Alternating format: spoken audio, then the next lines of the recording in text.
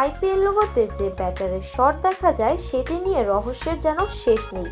কিন্তু জানেন কি, এই শট আসলে বাংলাদেশের কিংবদন্তি ক্রিকেটার মাশরাফি বিন মর্তুজার।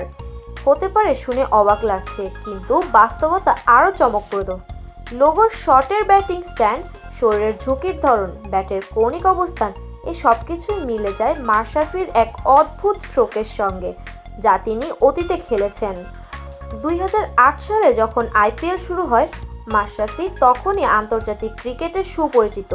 বিশেষ করে তার আগ্রাসী ব্যাটিং স্টাইল আইপিএলের মতো বড় মঞ্চে জায়গা পাওয়ার মতোই ছিল। আর সেই সময়কার কিছু ছবিতে স্পষ্ট বোঝা যায় লোগোর শটের ভঙ্গিটি মাশরাফির শটের সঙ্গে অবিশ্বাস্যভাবে মিলে যায়। অনেকে বলেন এটি এবি ডিভিলিয়ার্স বা বিরাট কোহলির শট হতে পারে, কিন্তু তাদের এমন শটের কোনো নির্দিষ্ট ফুটেজ নেই। তাহলে কি আইপিএল লোগোতে আসল ব্যাটার মাশরাফি? এবার উত্তর আপনার হাতে। আপনার কি মনে হয় তা কমেন্টে জানাবেন।